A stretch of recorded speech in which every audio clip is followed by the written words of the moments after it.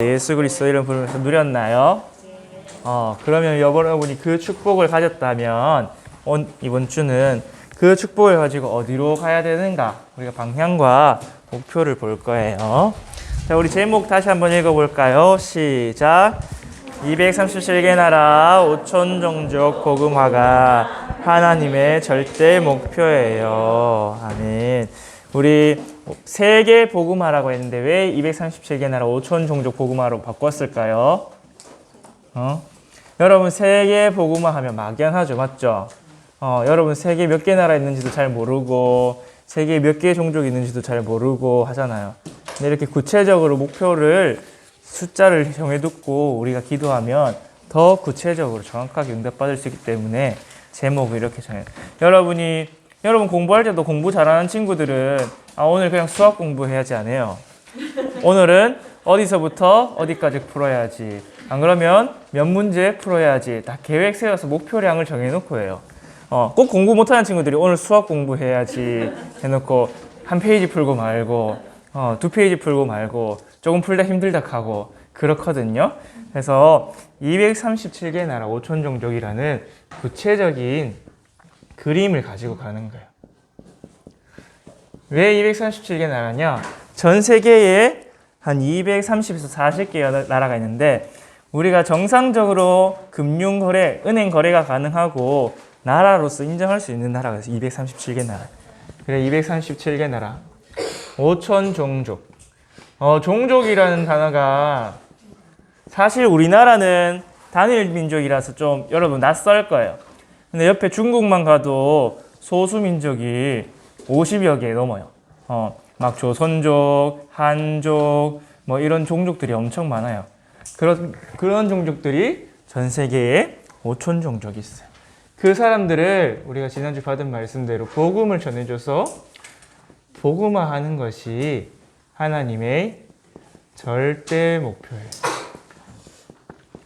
오늘 계시록에 보니까 천사가 모든 민족과 종족과 방언 언어거든요. 백성에게 전할 영원한 복음을 가졌더라. 그리고 하나님은 모든 사람이 구원을 받으며 진리를 아는 데 이르시기를 원하노라. 자, 여러분 절대 목표라는 말은 뭐냐면 하나님이 이 지구를 움직이시는 모든 목표와 초점이 세계 복음화라는 거예요. 여러분 부모님의 방향이 여러분의 방향이죠. 여러분 가정의 방향이.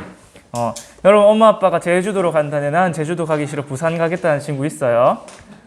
그러면 고생이에요, 고생.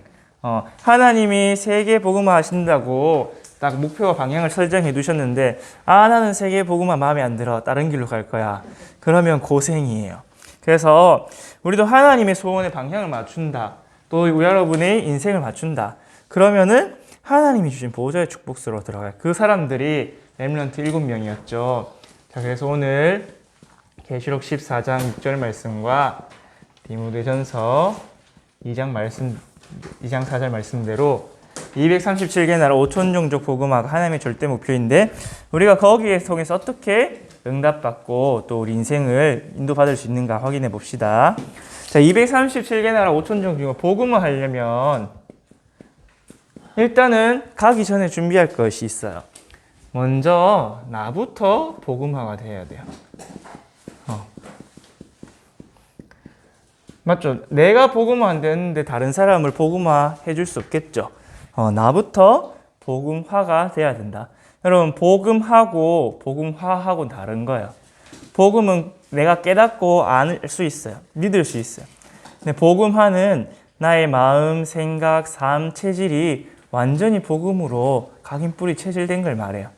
복음화가 안 된 사람은 어떻게 사냐면 복음은 아는데 내 마음대로 안 돼. 내 하는 행동이, 선택이, 판단이 자꾸 세상과하고 헷갈리고 갈등해요. 그러면 맨날 갈등하다 인생 끝나요. 그렇게 안 되려면 여러분이 나부터 먼저 복음화가 딱 돼야 돼요. 자, 복음화 됐단 말은 어떤 말이냐?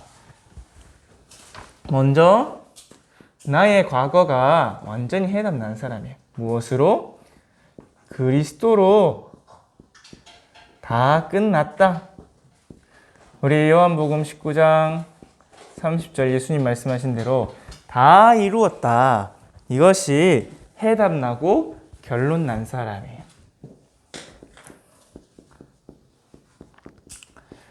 해답이란 말은 더 이상 문제가 되지 않는 거죠. 내게 무슨 문제가 와도 그리스도로 답이 딱 나는 사람. 결론이란 말은 이제 서론, 본론 다 끝나고 결론 뒤에 뭐 더 있어요? 없어요. 뭐 이제 뭐 더 필요한 것도 구할 것도 없이 다 가진 결론이 나는 사람이에요. 그래서 우리의 과거 문제에 완전한 해답을 끝냈어요. 왜 끝냈냐? 그리스도께서 십자가에 죽으시고 부활하심으로 나의 모든 문제를 해결하셨기 때문에 나의 근본 문제 또 12가지 문제를 완전히 해결하셨어요. 그래서 이걸 가지고 이제 그냥 끝이 난 사람이에요. 다 끝냈어. 이제 더 이상 얼매인 게 없어요. 그리고 복음화 된 사람은 어떤 사람이냐? 미래를 아는 사람이에요. 나의 미래, 또 이 시대의 미래. 미래가 뭐예요, 여러분? 하나님 우리에게 주신 미래가 이 천국 복음이 모든 민족에 증거되고 난 이후에야 끝이 오리라. 그 세계 복음화가 끝임을 알고 가는 거예요. 여러분, 끝을 알고 가는 사람은 딱 길을 가도 여기가 어디쯤이구나 알 수가 있어요. 근데 끝을 모르고 가는 사람은 어느 방향으로 가야 되는지 또 내가 어디까지 왔는지 알 수 없이 그냥 길을 걸어가요. 그래서 여러분은 미래를 알고 결론을 아는 사람이다. 그래서 여기서는 끝이 난 사람이라면 여기서는 끝을 본 사람이에요.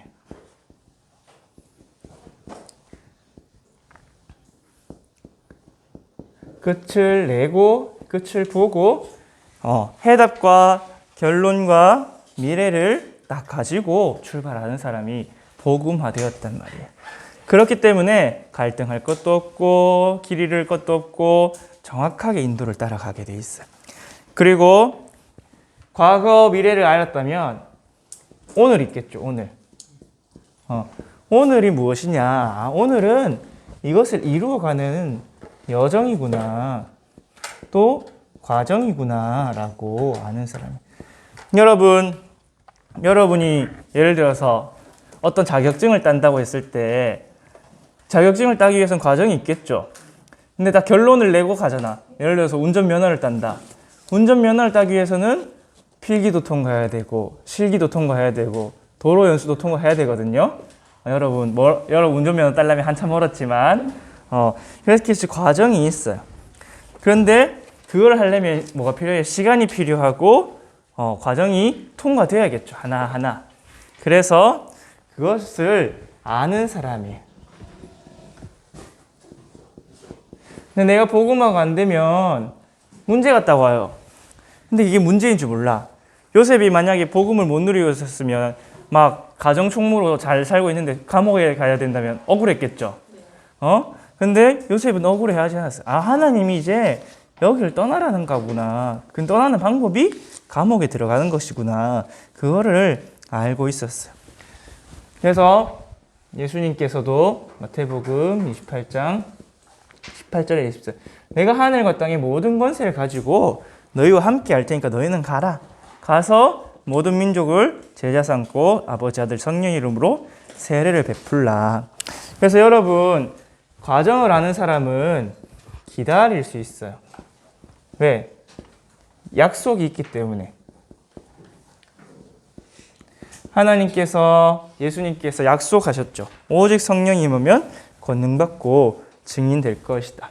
한 사람만 예를 들게요, 여러분. 일곱 엘리멘트 중에 요셉을 보세요.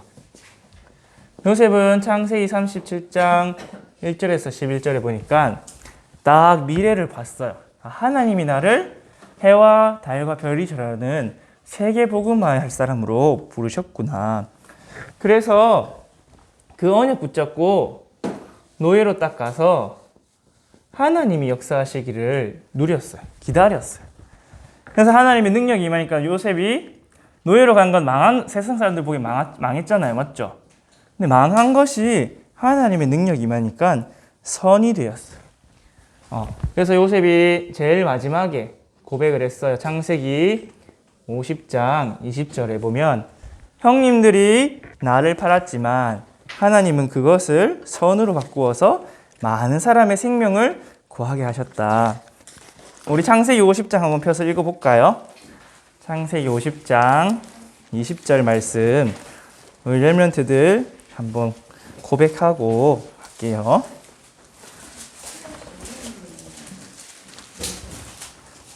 창세기 50장 은 창세기 맨 마지막 장이에요. 출애굽기 1장 앞에 넘기면 돼요.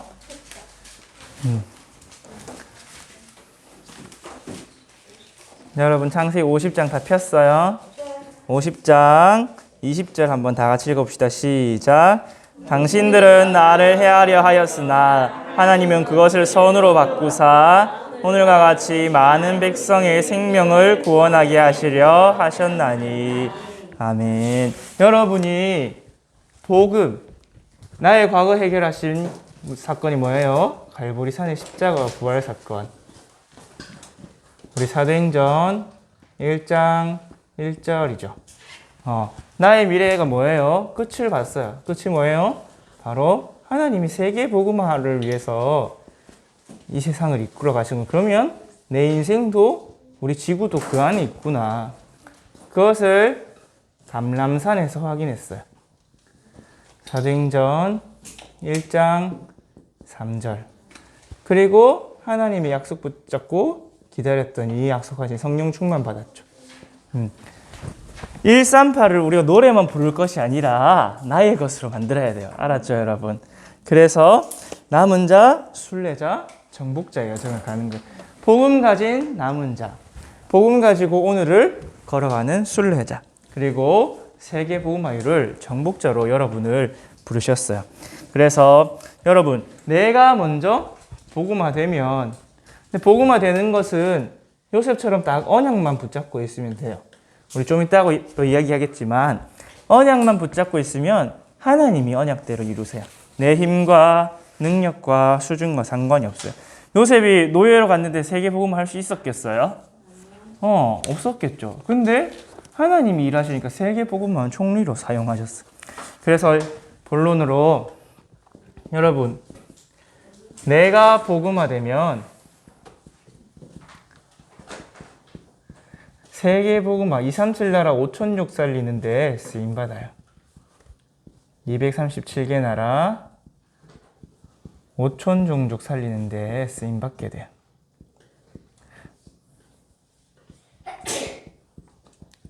조금 길지만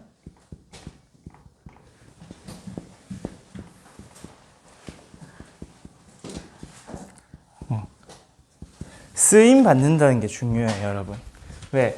쓰임 받는 거는 쓰는 사람이 힘이 있으면 할 수 있어요. 여러분, 칼이 일 못하는 요리사 손에 들어가면 어떻게 돼요? 맛없는 요리 만드는데 쓰임 받겠죠. 근데 저 서울에 아주 최고급 레스토랑의 최고 주방장 손에 들면 어떻게 돼요? 아주 맛있고 귀한 요리를 만드는데 쓰임 받겠죠. 그런 것처럼 우리도 어디에 쓰임 받느냐, 누구에게 쓰임 받느냐가 중요해요. 그런데 더 중요한 것은 끝까지 쓰임 받아야 돼요. 전도사의 말씀을 준비하면서 묵상한 그 깨달은 게 성경 속에 끝까지 쓰임 받지 못한 인물들이 참 많아요. 조금 쓰임 받을 수 있어요. 예를 들어서 사울 왕 같이, 사울 왕도 처음에 성령 충만 받았어요, 여러분. 성령 충만 받고 예언도 하고 막 블레셋도 무찌르고 했거든요. 그런데 이제 말년에 그렇게 다윗을 공격하고 귀신 들리는 그런 인생을 살았고, 또 솔로몬 왕도 여러분 잘 알죠? 처음에는 성전 건축하고 아주 지혜롭게 잘하다가 나중에는 막 우상 숭배하고, 그래서 하나님이 솔로몬이 처음에는 성전 때문에, 다윗 때문에 솔로몬을 벌 안 줬지만 그 아들 때부터는 이제 나라가 반 갈라지고, 또 신약에도 그런 사람들 있죠. 아나니아 삽비라 같은 사람들, 그리고 바울과 함께 전도했던 바나바 같은 사람들. 바나바가 참 귀중한 전도자였어요. 여러분, 마가 다락방 알죠? 마가 다락방의 마가의 외삼촌이 바나바였어요. 그 마가 다락방이 마가의 엄마의 집이었어요. 그만큼 전도 운동에 중요하게 쓰임 받았는데, 결정적인 거, 우리 조카 챙기다가 나중에 바울하고 갈라서고 성경에서 소리 소문 없이 이름이 사라졌어요. 그래서 여러분 바울처럼 또 일곱 렘넌트는 끝까지 쓰임받는 렘넌트가 되어야 돼요. 그래서 우리 지난주에 히브리서 3장 14절에 본 대로 처음부터 시작한 것을 끝까지 붙잡고 있어야 쓰임받게 됩니다. 자, 이번에 성경에 보면 두 가지 흐름이 있었어요. 그것이 뭐냐? 첫 번째는 하나님이 주신 이 복음을 회복하는 흐름. 회복하고 전달하는 흐름이 있었어요. 예수 그리스도는 하나님 만난 유일한 길이라고 여러분 지난주 말씀 받았죠. 그것이 복음이에요. 근데 그것을 회복한 사람은 세계복음화에 쓰임 받았어요. 그런데 반대로 이 복음을 약화시키고 소멸시키는 흐름도 있었어요. 우리 지난주 이야기한 대로 율법주의, 신비주의, 인본주의처럼 복음을 계속 희미하게 만들어요. 그래서 결국은 그리스도만 놓치게 만들어요. 다른 거 좋은 건 다 해요. 구제도 하고 말씀도 잘 지키고 기도도 열심히 하고, 근데 알맹이가 없어. 복음만 놓쳐버리는 껍데기처럼 만드는, 그게 누구예요?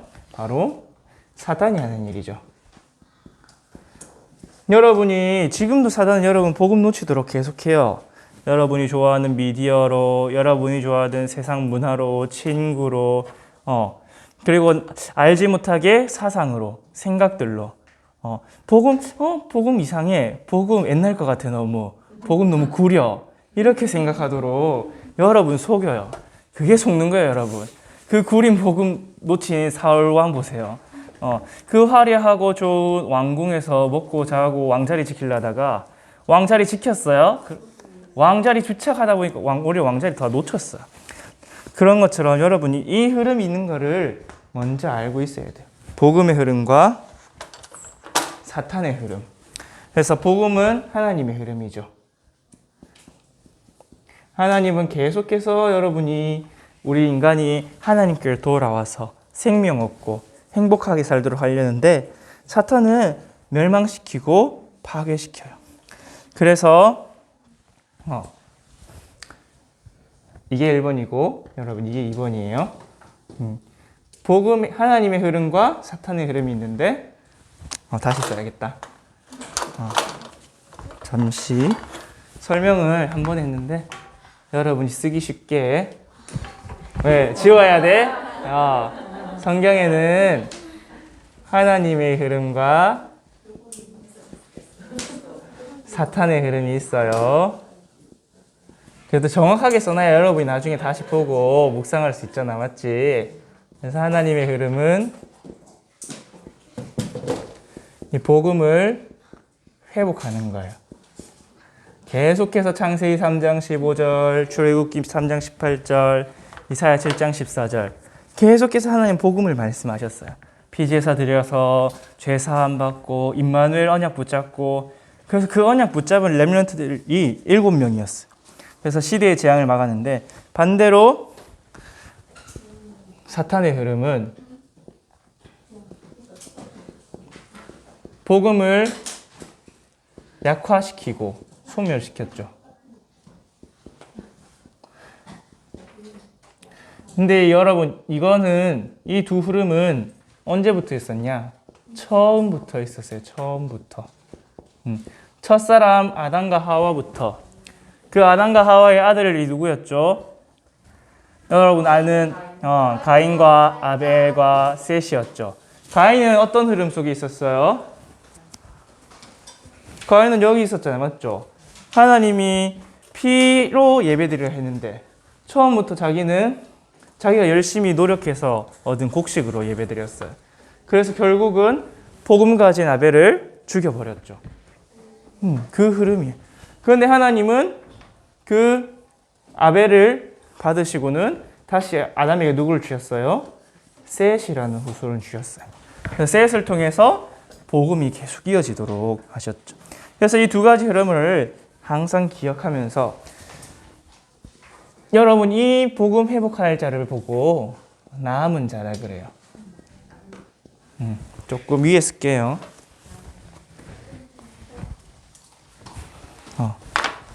이 복음 회복할 사람을 하나님이 남은 자라고 부르셨어요.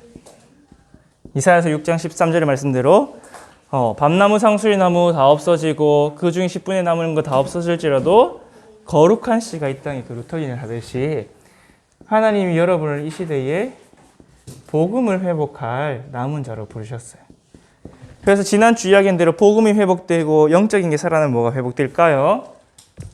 하나님이 주시는 능력이 회복돼요.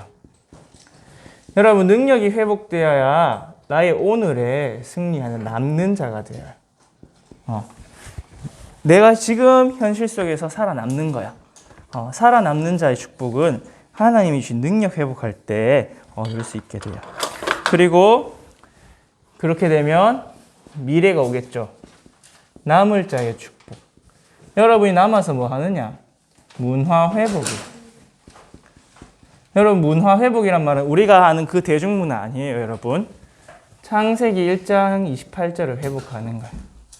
하나님이 사람에게 부탁하신 것, 하나님 지으신 목적 있죠. 1장 26절에도 말씀하셨고, 생육하고 번성해서 뭐 해라? 정복하고 다스리라. 땅에 충만하라. 그것이 문화 회복 명령인데, 그것을 아담이 어떻게 했냐? 창세기 2장에 보니까 땅을 경작하고 동물들의 이름을 만들어주고, 그것이 문화 활동이었어요. 여러분, 저 시골집에 가면 아주 허름한 집이 있어요. 근데 거기에 나이 많은 할머니 한 명만 살아도 집이 안 무너져요. 사람이 한 명만 살아도. 근데 아무리 크고 화려한 집이라도 저 유럽 같은 데 보면 아주 큰 성들이 있거든요. 근데 아무도 안 살면 어떻게 될까요? 무너져요. 그래서 하나님께서 주신 문화란 무엇이냐? 이 지구가, 여러분이 살아가는 이 세상이 하나님이 보시기에 좋았더라 하도록 하는 거예요. 그래서 여러분이 앞으로 하는 직업들, 여러분 삶, 그거는 여러분 전도자의 삶 이전에 원래 우리에게 주신 거예요. 그래서 하나님의 이사야서 43장 21절에 보면 이 백성은 나를 위하여 지었나니 나를 찬송하게 하려 함이라. 여러분, 노래하는 게 찬송 아니에요. 여러분의 모든 삶 하나님 앞에 살아가는 삶이 찬송이에요. 여러분, 여기 이렇게 우리 도훈 선생님이 학교 가면 공부하거든요. 대학교 공부 어렵거든요. 그 공부하는 게 하나님이 주신 문화 회복이에요. 그렇게 공부해서 뭐 하겠어요? 내게 주신 달란트와 기능으로 하나님이 보시기에 좋은 것들을 만들어가고 복음 전하는 일에 쓰겠죠. 그게 문화 회복이에요. 먹고 사는 거 그건 전혀 걱정 안 해도 돼요. 하나님이 보시기에 좋았더라 할 만큼 하나님이 아담의 동물들의 이름 짓는 것을 보고 계셨다고 하셨어요. 여러분이 지금 학교 가서 공부하죠? 찬준이, 선준이 학교 가서 공부하죠? 여러분, 그게 문화 회복하는 과정이에요. 알겠죠? 그래서 문화라는 것은 우리 삶의 모든 양식인데 그걸 회복하는 거예요. 그래서 뭐 합니까? 결국에는 여러분, 남길 자의 축복을 누립니다. 여러분은 이 땅에서 살다가 천국 가지만 이 복음 전달하고 복음 누릴 남길 자의 축복을 받게 됩니다. 그게 누구라고요? 여러분이라고요. 알겠죠? 나는 아닌 것 같아요 하는 친구 있어요? 그런 것 같으면 오늘 말씀 듣고 다시 언약 붙잡으세요. 자, 그런데 이 두 가지 흐름에 쓰임받은 사람들이 있었어요. 그걸 줄여서 일꾼이라 그래요. 일꾼. 일하는 사람. 쓰임받는 사람이 일꾼이잖아요. 맞죠? 두 자리 쓰임받은 하나님의 일꾼과 사탄의 일꾼이 있었어요. 아까 전에 이야기했던 대로 가인과 아벨 같은 사람들, 저 네피림과 노아와 같은 사람들, 그리고 또 바벨탑 아브라함. 바벨탑 짓는 데서 아브라함이 탈출했죠. 맞죠? 그 다음에 성경에 보면 애굽, 바벨론, 로마 같은 우상 강대국들이 있었어요. 근데 그 우상 강대국들은 결국 뭐예요? 재앙을, 흑암을 퍼뜨리는 나라들이었어요. 그래서 하나님께서 일곱 레멘트를 세우셨죠. 애굽 살리도록 요셉과 모세, 블레셋 살릴 수 있도록 사무엘과 다윗, 아람 나라, 아수르, 바벨론 살리도록 많은 레멘트를 세우셨어요. 자, 이 일꾼들은 어떻게 했냐? 237로 복음 전달하는 사람들이거나 하나님 일꾼 237로 복음을 전달했어요. 근데 사탄의 일꾼들은 237로 흑암을 퍼뜨렸어요. 그게 성경 속에 보면 예를 한 가지만 들면 일곱 엘리멘트였고 우상 강대국이었죠. 지금도 여러 강대국들이 우상 문화를 퍼뜨리고 있어요. 특히 이제는 3단체가 아주 수준 높게 퍼뜨리고 있어요. 3단체란 말은 사실 원래부터 있는 흑암의 흐름인데 우리가 말하기 편하게 맞는 거야, 알겠죠? 그래서 이 네피림의 능력을 받은 3단체에게 무엇을 뺏겼냐? 237 나라를 뺏겼고 5천 종족을 다 빼앗겼어. 왜? 우리가 복음 놓치고 복음의 능력 놓쳐가지고. 그래서 하나님 그때그때마다 이것을 회복하는 제자를 부르셨어요.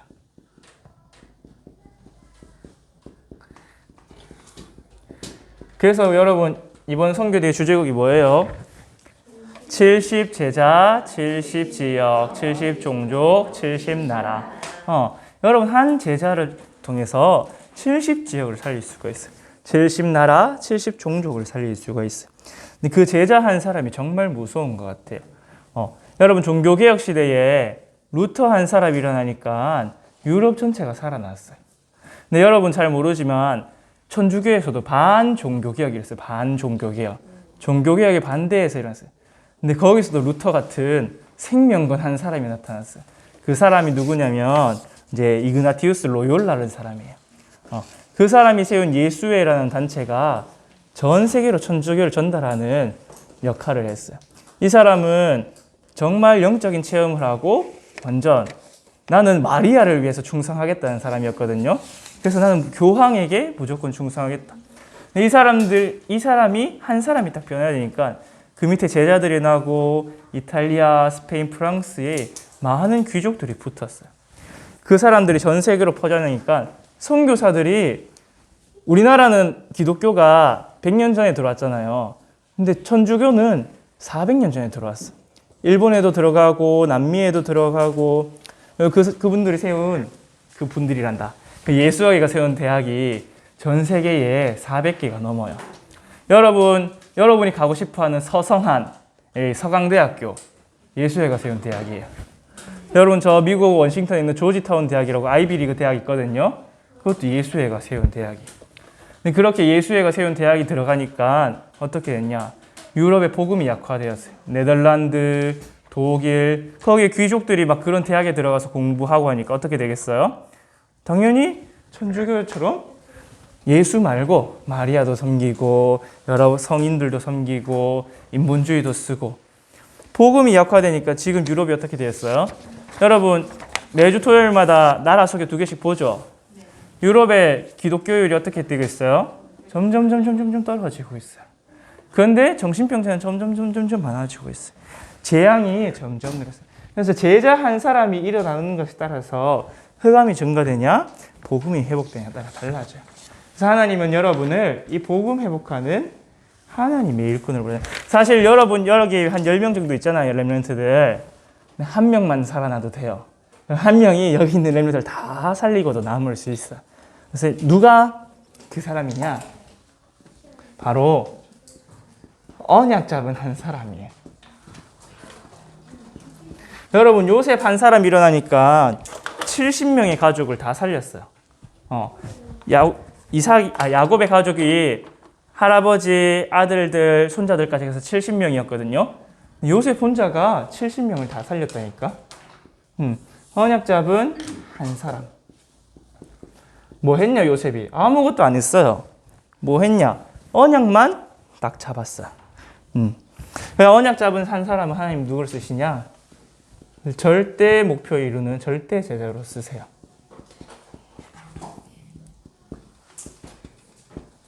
여러분 뭐 하면 된다고요? 언약만 잡으면 된다. 언약 잡고 기다리면 돼요. 여러분 성경 속 7 렘넌트를 보고 초대교회를 보세요. 조건이 좋았나요? 똑똑했어요? 공부를 많이 했거나 능력이 많았거나 돈이 많았나요? 아니에요. 오히려 성경 속 렘넌트는 어떤 면에서는 거의 다 고아와 같았어요. 요셉도 어렸을 때 엄마가 돌아가시고 뭐 아빠가 있었지만 형들한테 왕따 당하고 다윗도 어릴 때부터 목장에 나가 있었죠. 사무엘은 어떻게 해요, 여러분? 엄마 저 떼자마자 집 떠나서 이상한 형들 있는 성전에 가서 살았어요. 모세는 진짜 고아 신세였죠. 자기 민족을 떠나서 저 애고 왕궁에 갔어요. 그런 것처럼 어떤 조건이나 환경이 갖춰지지 않았어요. 어쩌면 여러분 지금처럼 예배 드릴 수조차 없는 상황과 환경에 있었어요. 그런데 어떻게 이 복음을 성취했냐? 끝까지 언약 잡은 거예요. 문제가 와도 어려움이 와도 아니야. 하나님의 언약이 맞아. 하나님의 말씀이 정답이야. 이 말씀대로 이루어 주실 거야. 딱 붙잡았어요. 오늘 주보에 보니까 두 사람이 있죠. 창세기 37장 11절의 언약을 잡은 요셉이 있었고 또 뜻을 정한 다니엘과 같은 친구들이 있었어요. 일본에서 다 쓸 수 있지만 주보에 공간이 부족했기 때문에 적지 않았어요. 그래서 이 렘넌트 7명이 나의 힘과 노력으로 아니었어. 내가 어떤 노력하거나 나의 힘이 있거나 능력으로 하지 않았어요. 왜? 그럴 수조차 없었으니까. 그럴 수 있는 환경과 능력이 없었어요. 어떤 면에서는 오히려 각자의 영적 문제가 심했을지도 몰라요. 요셉 같은 경우에는 고자질쟁이였죠. 모세 같은 경우에는 내 힘으로 성공하려 했어. 사무엘은 특별하게 없었지만 부모님 떠나서 많이 힘들었겠죠. 외롭고. 그럴 수밖에 내가 237을 복음할 수 있는 능력과 조건과 환경이 안 됐어요. 여러분은 내가 생각하기에 나 정도면 충분히 세계 복음을 할 수 있지 싶어요? 전도사님도 똑같아서 나는 아무것도 할 수 있는 게 없구나. 그것을 확인하고 결단할 때 하나님이 언약을 딱 주시더라. 그래서 어떤 사건이나 문제가 왔을 때도 언약 잡은 대로 선택했어요. 요셉이 원래 고자질쟁이였잖아요. 근데 성추행 누명 썼을 때 고자질 했어요. 그때는 이제 언약을 딱 잡은 거야. 다니엘과 세 친구들이 언약을 딱 잡고 어떻게 했어요? 우상숭배한테 절했어요. 자기 그 자리, 그 정치에 아주 중요한 이익이 걸린 자리, 그것도 소용이 없었어. 내가 그리고 우리나라가 하나님 언약 놓쳐서 망했구나. 그러면 언약 잡아야지. 근데 하나님은 어떻게 하셨냐? 그 언약 잡은 대로 성취하셨어요. 우리 이사야서 55장 한번 볼까요? 하나님의 말씀은 어떤 말씀인지. 이사야서 55장 11절. 외우기 쉽죠, 여러분? 5511이에요. 5511. 5511 한번 봅시다. 이사야서 55장 11절 말씀. 이사야서는 아가서 뒤에 있어요. 아사렘 할 때 사.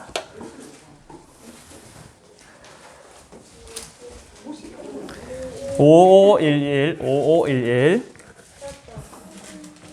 찾은 사람 있어요? 우리 하람이가 큰 소리로 한번 읽어줄까요? 내 입에 나가는 말도 이와 같이 헛되이 내게로 돌아오지 아니하고 나의 기뻐하는 뜻을 이루며 내가 내 일에 행동하리니. 하나님 그렇게 말씀하셔요. 내 입에 나가는 말도 헛되이 나한테 돌아오지 않는다. 그리고 나의 기뻐하는 뜻을 이루며 보낸 일에 형통함이라. 하나님은 그 언약을 성취하신대요. 형통하게. 그래서 이 언약만 붙잡고 있으면 그 언약대로 여러분이 이루어져요. 근데 성경 66권 중에 가장 중요한 언약이 뭘까요, 여러분? 첫째로는 그리스도고 그 그리스도를 증거하는 세계복음화가 하나님의 가장 중요한 언약이에요. 그래서 여러분 오늘도 내일도 계속해서 하나님 무엇을 말씀하세요? 그리스도 붙잡아라. 그래서 그리스도 붙잡고 복음화돼서 이제 다른 사람 또 후대를 복음화하는 세계 복음화의 주역이 되어라 말씀하셨어요. 자, 결론이에요, 여러분. 하나님의 절대 목표가 237 나라 5천 종족 복음화죠. 그래서 그런데 지금 내 모습은 아닌 것 같아요 라고 할 수 있죠. 나는 237하고 안 맞고 먼 것 같아요. 나는 한국에 있고 뭐 어디 해외 나가본 적도 없고 내 주변에 뭐 다민족도 없는 것 같고 잘 모르겠어요. 지금 내 모습이 237과 먼 것 같을 수가 있어요. 근데 이것이 시작이에요. 내가 이미 237이라는 걸 인식하기 시작했던 증거예요, 여러분. 237을 마음과 생각에 안 담은 사람은 237이 뭔지 가까운지도 몰라요. 내게 237이 있는지 없는지. 근데 이미 237이란 것이 딱 담긴 사람은 딱 비교를 해보잖아. 내가 맞나? 안 맞나? 그래서 이것이 나를 점검하는 기회예요, 기회. 그래서 오늘 여러분 말씀을 딱 잡고 응답을 받으세요. 우리가 237이라서 무언가를 뭐 하는 것이 먼저가 아니라 내 생각 속에 담고 내 마음 속에 내 영혼 속에 먼저 담아야 돼. 그래서 영적인 것이 먼저 되어줘서 보호자와 소통하는 그 축복이 돼야 돼요. 여러분, 우리나라 속담에 밑 빠진 독에 물 붓기라는 게 있거든요. 밑 빠진 독이 뭔지 알아요? 밑에가 구멍난 항아리예요. 밑에가 구멍난 항아리에 물을 계속 부으면 어떻게 될까요? 근데 엄청 열심히 계속 물을 부으면 어떻게 될까? 그래도 계속 새죠. 그럼 뭐부터 해야겠어요? 구멍 막아야 되는데 구멍이 뚫린 걸 모르고 있는 거야. 뭐부터 하겠느냐? 내가 구멍이 뚫렸다는 걸부터 내가 붓고 있는 이 항아리에 구멍이 뚫렸다는 것부터 알아야 돼요. 그래서 뭐부터 하겠냐면 내가 237하고 먼 구멍 맞구나. 그러면 이거를 이 구멍 뚫린 걸 알았으니까 맞겠죠. 근데 많은 사람들이 어떻게 살아갔어요? 구멍 뚫린지조차 모르고 노력하고 살아가고 있어요. 오늘 여러분 질문의 1번이 뭐냐? 나의 꿈과 비전이 무엇이냐? 하나님의 절대 목표에 얼마나 관련 있냐 했죠. 그것을 왜 점검해야 되느냐? 여러분 하나님의 방향, 목표와 상관없으면 구멍 뚫린 항아리에 물 붓는 거가 똑같은 인생이에요. 열심히 살아가지고 성공하려고 돈 벌려고 많은 사람 앞에 인기 얻으려고 하지만 구멍 뚫린 항아리에 물 붓는 거가 똑같아요. 근데 여러분이 237 나하고 가깝나 뭐나 확인하는 게 뭐냐? 내 항아리에 구멍이 뚫려 있냐? 안 뚫려 있냐? 확인하는 거예요. 그것을 확인하고 나면 그 다음 단계가 나와요. 근데 구멍 뚫린지도 모르고 뭐 구멍 잘 막혀 있겠지. 내 항아리는 튼튼하겠지. 열심히 살아가다 보면 그 구멍 뚫린 사이로 물이 다 새서 결국에 남는 게 있을까요? 없을까요? 남는 게 아무것도 없어요. 그래서 내 생각 속에, 내 마음 속에, 내 영혼 속에 먼저 237이 있는지 확인하고 점검해야 되고, 그리고 준비할 게 있어요. 무엇을 준비해야 되냐? 237과 맞는 성품, 다른 말로 영어로는 캐릭터예요, 캐릭터. 여러분 말하는 그 게임 캐릭터 말고 성격, 성품하는 캐릭터가 딱 있어야 돼요. 왜 237과 맞는 캐릭터가 있어야 되냐? 여러분 고린도전서 10장을 보면 바울이 잘 이야기해놨어요. 내가 유대인인데 율법을 지킬 수 있고 안 지킬 수도 있어. 왜? 율법이 좋은 것이지만 항상 유익한 건 아니야. 내가 이방인들하고 만나서 복음 전할 때는 율법 지킨다고 말하면 그 사람한테 뭐가 되겠어요? 복음의 걸림돌이 되겠죠. 근데 내가 또 유대인하고 만나서 이방인들하고 하는 것처럼 막 우상제물 먹고 막 고기 막 먹고 하면 어떻게 되겠어요? 또 그 사람한테 걸림돌 되겠죠. 여러분 237 나라 가면 여러분 그런 것도 먹을 줄 알아야 돼요. 곡불소 고기, 타조 고기, 기린 고기도 먹을 수 있어야 되고, 저기 우리 파나마에서 오신 선교사님들이 가끔씩 여기 참빛교회 오시거든요. 그럼 여러분 정글 부족 같은 데 가면 이따만한 애벌레도 먹어야 돼요. 그리고 여러분 세상에는 이상한 건 아니고 우리나라하고 다른 생각과 문화가 너무너무 많아요. 여러분 옆에 나라만 가도, 일본만 가도 섬나라의 특유의 문화가 있어요. 여러분 중국 가면 중국 특유의 문화가 있어요. 그런데 그것을 이해하고 수용하고 초월할 수 있는 성품이 딱 있어야 돼요. 우리나라께 맞지, 우리나라가 정답이지 이러면 여러분 세계복음화 못해요. 237하고 먼 거예요. 그래서 우리 중심이 아니라 다른 사람을 이해하고 수용하고 저런 거예요. 우리나라식이. 그래서 선교사님들이 해외 나가서 많이 어려운 이유가 뭐냐면 한국적으로 생각해서 그래요. 한국의 기독교, 한국의 복음, 거기에 약간 섞여서 유교적인 것까지. 그렇기 때문에 많이 어려운데 고린도전서 10장 22절 23절에 보면 내게는 모든 것이 가능하다. 근데 모든 것은 유익한 게 아니기 때문에 난 이방인들에게는 이방인과 같이 되려 하고 유대인에게는 유대인 같이 되려 하고. 여러분 저 아프리카 부족 선교하러 가면 그 사람들이 주는 거 먹어야 돼요? 안 먹어야 돼요? 먹어야 돼요. 나는 이거 못 먹어야 하면 어떻게 돼요? 그 사람들 마음에 상처받겠죠. 우리 마을에서는 제일 귀한 건데. 그런 데서 살아남을 수 있을 만큼 여러분이 성품을 준비해야 돼. 나는 준비하기 싫어요. 그렇게 하면 어떻게 되냐? 하나님은 절대 목표가 여러분 통해 세계 복음을 하는 거거든요. 그러면 끌려가요. 노예, 포로, 속국으로. 여러분이 끌려가는 게 아니라 우리 교회 전체가, 우리 민족 전체가 끌려가요.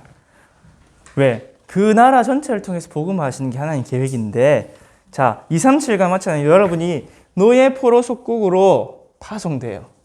원하지 않는 파송이야. 내가 원하지 않는 때에 내가 원하지 않는 곳으로 파송이 돼요. 그렇기 때문에 여러분이 이 237과 맞는 성품을 미리 준비하고 방향 맞춰야 돼요. 근데 7 레몬트는 이것을 준비하고 있으니까 노예, 포로, 속국으로 갔는데도 어떻게 했어요? 딱 서밋으로 섰어요, 현장에서. 여러분 준비가 된 사람은 딱 문제가 왔을 때 응답을 받아요. 여러분이 수학 공부 열심히 해놨어. 딱 시험 문제를 봤어. 다 아는 문제야. 그럼 문제가 시험이에요? 응답이에요? 응답이에요. 내가 힘이 있고 능력이 있으면 어떤 일이 딱 맡겨졌다? 그거는 기회예요. 근데 내가 힘이 없고 능력이 없는데 일이 맡겨졌다? 그거는 짐이에요. 여러분 237 나라 5천 종족 하나님 반드시 파송하세요. 왜? 저금도 복음 몰라 죽어가고 있는 사람들 그 현장에 있기 때문에. 근데 여러분 하나님 복음 주셨잖아요. 그럼 내게 있는 그 생명을 전하라고 보내는 거예요. 그래서 미리 준비한 렘넌트들이었어요. 미리 237을 보고 준비하는 응답을 받았습니다. 그래서 자 마지막 여기는 쓸 공간이 없네. 그릇만 써야겠다. 237 나라 5천 종족 복음하는 그릇을 주셨어요. 부활하신 예수님께서 먼저 약속을 주셨죠. 내가 세상 끝날까지 함께 하겠다. 성령 충만 주겠다. 그 약속을 붙잡는 것이 여러분의 그릇이. 여러분이 언약 붙잡는 만큼 거기에 응답 담깁니다. 여러분 록펠러처럼 내가 돈 가장 많이 벌어서 교회 짓고 RUTC 짓겠다. 그 언약에다 하나님 응답을 담아주시는 거예요. 안 그러면 내가 가진 분야에서 최고 성공해서 이 분야의 흑암을 무너뜨리고 빛을 비추겠다. 그 언약만큼 하나님 응답 주시는 거예요. 그리고 여러분이 주신 전도의 그릇이 있어요. 그것이 뭐냐면 20가지 전도 전략인데 여러분 아직 20가지는 잘 모르겠죠? 근데 그거는 우리 다락방 전도 운동이 아니에요. 성경에 있는 전도 전략이. 그래서 여러분 언약 붙잡고 전도 선교 방향 맞추면 이거는 씁시다. 나의 언약이 나와요. 나의 언약. 나에게 주신 나의 언약이 나와요. 내가 딱 잡은 그 언약에 무엇이 담기냐? 응답이 담겨요. 그래서 그릇이라 하는 거야. 여러분 혹시 그릇이 작으면 많이 담을 수 있을까요? 그릇을 크게 담아야 돼. 그래서 노사님은 어떻게 했냐? 유 목사님이 10의 99조 이야기하면 나는 100의 99조 하겠다. 우리 담임 목사님이 30개 나라 한다면 나는 300나라 잡겠다. 근데 우리나라 속담에 그런 게 있거든요, 여러분. 호랑이라도 그리려고 해야 고양이라도 그린다고. 꿈은 크게 잡으면 잡을수록 좋아요, 여러분. 왜? 내가 이루는 거 아니잖아. 맞지? 언약은 누가 이루세요, 여러분? 하나님이. 여러분 성경에 있는 대로만 딱 응답 언약 잡으면 하나님이 이루세요. 특히 여러분 약간 참고할 거 뭐냐? 앞으로 무슨 시대가 오죠? 4차 산업 시대가 오죠. 지금 비대면 시대, 미디어 시대가 왔어요. 그 시대 흐름 속에서 하나님이 여러분을 쓰실 여정이 있어요.